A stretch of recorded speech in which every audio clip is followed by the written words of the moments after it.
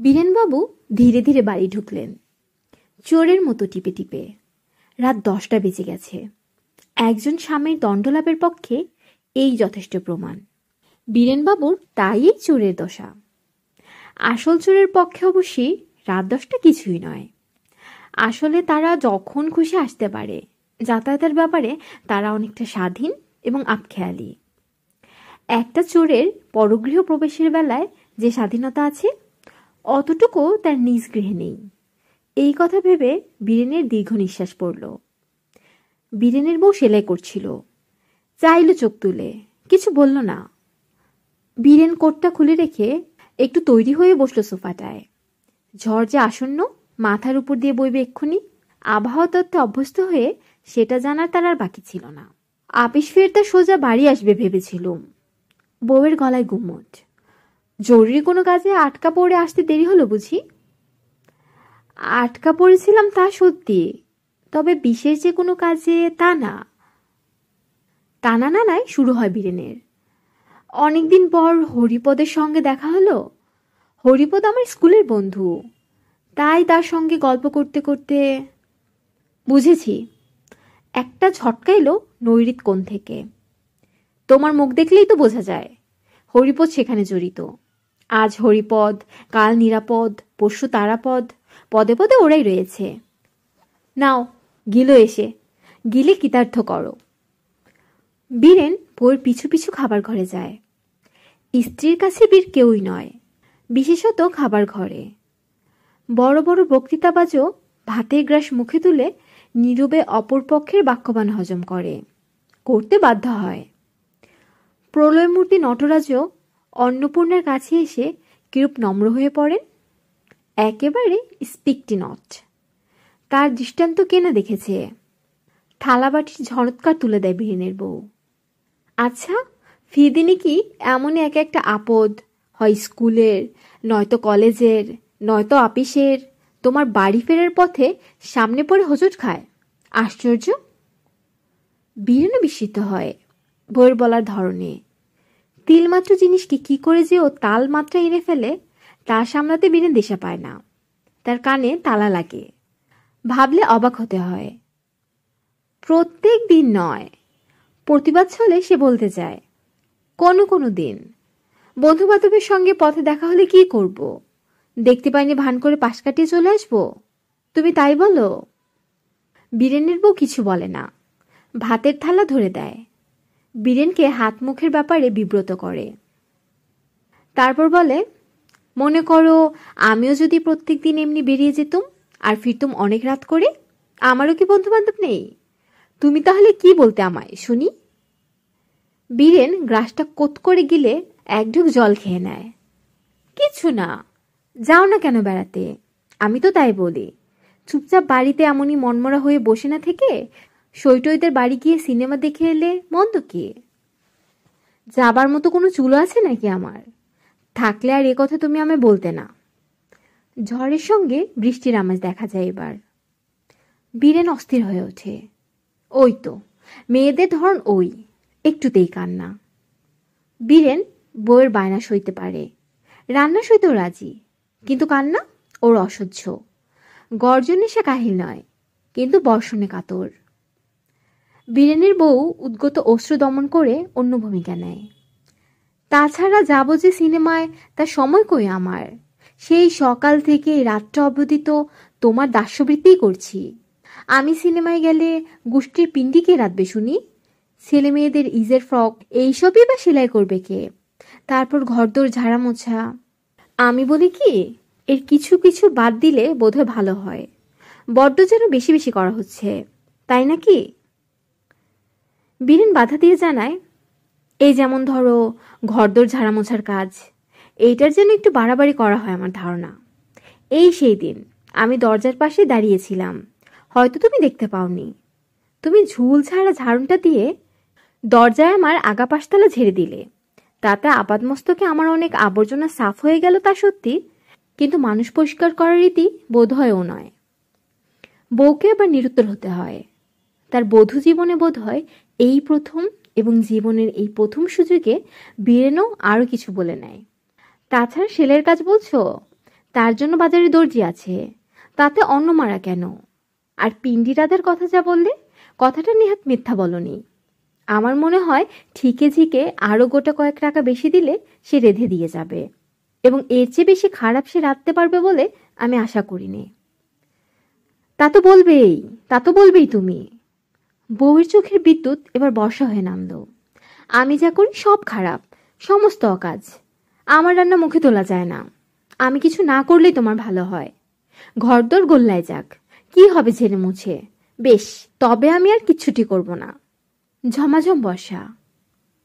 বর্ষাবিদ্ধ হয়ে বীরেনকে এবার একটু চুপ করতে হয়। ররুদ্যমানাকে কে রুদবে? বউ বলেই চলে। কেন যে তুমি আর সবার স্বামীর মতো নও, আমিও তাই ভাবি। আর সব স্বামীরা নিজের ঘরদোর পরিষ্কার পরিচ্ছন্ন দেখলে খুশি হয়, বাড়িতে থাকতে ভালোবাসে, নিজের বউ ছেলে মেয়ের সঙ্গে গল্প করে মিশতে চায়। তুমি তাদের মতো নও। পাশের বাড়ির নিবারণবাবুকে দেখো তো, কেমন চমৎকার লোক। সন্ধ্যার আগে বাড়ি ফিরবেন, কেবল আপিসটুকুই যা বাইরে, নইলে বাড়িতেই সারাক্ষণ। আর কি রকম বউর বাধ্য, সর্বদা কাছে কাছে রয়েছেন। নিবারণবাবুর মতো হতে যে কেন তুমি পারো না? কোথায় যে তোমার আটকায়? বীরেনের গলায় আটকা ছিল। তাড়াতাড়ি জল খেয়ে বাধাকে তলায় পাঠিয়ে অন্নগ্রাস মুক্ত হয়ে চট করে সে উঠে পড়ল। নিবারণবাবুর প্রসঙ্গ উঠার প্রায় সময় হয়ে গিয়েছিল, সেটা সে টের পেয়েছিল। সে ঢেউ একেবারে উঠলে শ্রীমতীকে নিবারণ করা অসম্ভব সে জানত। কথার চেয়ে দৃষ্টান্ত তীক্ষ্ণ। কথার খোঁজা তবু সওয়া যায়, কিন্তু দৃষ্টান্তের খোঁজা অসহ্য। তার সূচি মুখ থেকে বাঁচতে হলে কান হাতে করে দৃষ্টির বাইরে যেতে হয়। বীরেন হাত মুখ ধুয়ে একটা সিগারেট ধরিয়ে বারান্দার দিকে পালিয়ে গেল। যতক্ষণ না বউ ঠান্ডা হয়, সে না হয় এই ঠান্ডাতেই কাটাবে। খোলা বারান্দাটার ওধারেই নিবারণের বাড়ি, একেবারে কোনা ঘেঁষা, কান ঘেঁষা। বারান্দার গায়ে হেলান দিয়ে যে এক টুকরো আকাশের দেখা মেলে, সেই দিকে একদৃষ্টে চেয়ে রইল বীরেন। তারাদের পানে তাকিয়ে তাকিয়ে ভাবতে লাগলো সে, মেয়েদের মন পাওয়া দেয়। তার বউর কথাই ধরা যাক না, অতি তুচ্ছ কারণে, এমন অকারণে সে উত্তাল হয়ে ওঠে যে ভাবতেই পারা যায় না। হয়তো সব দোষটাই বউয়ের নয়, তার নিজেরও কিছু আছে। বাস্তবিক ভেবে দেখলে দিনের পর দিন একঘেয়ে খালি ঘরকন্যা চালিয়ে কতটা আমোদ পেতে পারে মানুষ। মেয়ে হলেও মানুষ তো, পুরুষের তবু একটা পা বাড়ির বাইরে থাকে। এই একঘেয়েমির অরণ্য থেকে তবু তার বেরোবার পথ আছে। সারাদিনের কোনো না কোনো সময়ে সে মুক্তির স্বাদ পায়। একবার অন্তত ঘরোয়া বানপ্রস্থ থেকে বেরিয়ে বাইরের জনারণ্যে সে নিজেকে হারাতে পারে। প্রতিদিনই সিনেমা, রেস্তোরাঁ, প্রিয় সঙ্গ, অতটা না হোক, তবে রাস্তায় বেরোলে অনেক নতুন মুখ চোখে পড়ে। তো নতুন মুখ আর অচেনা মুখ, যত সব মুখে কিছু অসুন্দর নয়। ফিরে দেখবার মতো কেউ কেউ থাকেই বা বইকি তার মধ্যে। ফিরে দেখা আর নাও যদি হয়, শুধুই মুখ দেখা, পাকা দেখা নাই বা পাকল, তাই কি কম? তার বউ তো ইচ্ছে করলে বেরোতে পারে, এধার ওধার ঘুরে টুরে আসতে পারে এক আধটু, তার দিকে তো কোনো বাধাই নেই। লাইব্রেরি থেকে বই আনিয়ে পড়তে পারে। কত নাচ গানের জলসা হয়, সিনেমায় কত ভালো ছবি আসে, গিয়ে দেখলেই তো পারে। একলাই বা কাউকে সঙ্গে নিয়ে, কে আপত্তি করেছে? তা না, কেবল সেলাই আর সেলাই। কে বলেছে তাকে এত সেলাই করতে, আর দিনরাত কেবল ঘরধরের ঝুল ঝাড়তে, শুনি? অবশ্যই তার বউ যে আরও অনেক বড় মতো নয়, এই জন্য সে মনে মনে খুশি। তার বউ যে ঘরকন্যা নিয়ে জড়িয়ে থাকে, সুখী থাকে, সেটা এক পক্ষে ভালোই। কোনো কোনো মেয়ে যেমন প্রজাপতির মতো খালি উড়ছেই, দিনরাতি কেবল ফুর্তি, স্বামীর দিকে নজরই নেই, গৃহস্থালির দিকেও না, কেবল তার কষ্টার্জিত টাকা উড়িয়েই খালাস। তার বউ তেমন নয়। হ্যাঁ, এই জন্য তার বউকে ধন্য বলতে হয়। বীরেন নিজের মনে মনে বলে, সে নিজেও কম ধন্য নয়, এ কথাও সে মানতে বাধ্য হয়। এতদূর ভেবে এতক্ষণে বীরেনের বিবেক টনটন করতে থাকে। দূরের তারকা লোকের দিকে তাকিয়ে একটু আগে নিজের গৃহকে সে তাড়নালোক জ্ঞান করেছে, কিন্তু এখন দেখলে না, তা নয়, অতটা নয়। দূরবীন না লাগিয়েও অদূরে যাকে দেখা যায়, সে নিছক তারকা রাক্ষসী না, বরং ধ্রুবতারা স্বগোত্রীই তাকে হয়তো বলা চলে। না, এরপর থেকে সে বউর কথা মতো চলবে, আর তার অবাধ্য হবে না। আপিসের ফেরত সোজা বাড়ি এসে সন্ধ্যকীর্ত, তারপর আর বাড়ির বার নয়। বউয়ের রূপসুধা, কথামৃত, শ্রীহস্ত লাঞ্ছিত, খাদ্যাখাদ্য ইত্যাদির পানাহার শেষে লক্ষ্মী ছেলের মতো শুতে যাওয়া, তারপর ঘুম থেকে উঠে বাজার সেরে নিয়ে খেয়েই ফের আপিস। এবার থেকে এই হলো তার নিত্যক্রিয়া এবং নিত্যক্রীড়া। বউয়ের খাতিরে বন্ধুবান্ধব সব সে বর্জন করবে। রাস্তায় তাদের কার সঙ্গে দেখা হলেই প্রথম পাওনাদারের মতো না দেখার ভান করবে। তাতেও যদি তার না মানে, ঘাড়ে পড়ে জমাতে আসে, সে চোখ তুলে নাচিয়ে বিরানব্রত মুখে সরে পড়ার চেষ্টা করবে। যদি তবু কেউ তাড়া করে, তাকে উপদেশ দেবে, যাও নিজের বউর কাছে যাও, আমাকে বকিও না। সত্যি, বউয়ের চেয়ে আপনার কে আছে? কার কে আছে?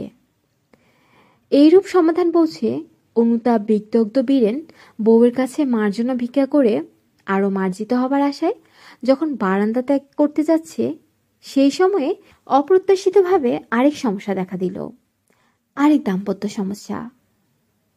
পাশের নিবারণবাবুর ঘর থেকে শ্রীমতী নিবারণীর কলকণ্ঠ কানে এলো। তিনিও স্বামীকে শায়েস্তা করতে লেগেছেন। বলিহারি যাই তোমায়, বলছিলেন নিবারণের বউ।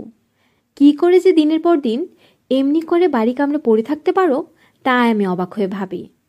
এমন ঘর কোনো মানুষ আমি জন্মে দেখিনি। কেন, সন্ধ্যের পর একটু বেড়ালে, হাওয়া খেতে বেরোলে কি হয়?